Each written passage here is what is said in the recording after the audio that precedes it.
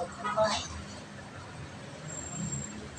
Lagyan natin ng suka, tapos pakuluin natin ulit para adobo na talaga. Okay guys, that's it. Ganun lang po yun. Kasimple ang pagluluto ng adobo. Yan po yung luto namin na pangmalakasan. Masarap kasi yan. Yummy. O diba? I told you.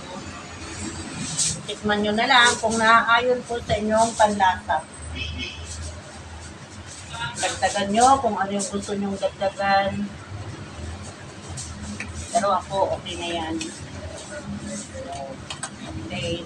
Pakuluan natin konti para yung suka na nilagay ko maluluto siya para may tapos konting sabaw para may sabaw kami. Okay guys, tapos na yan.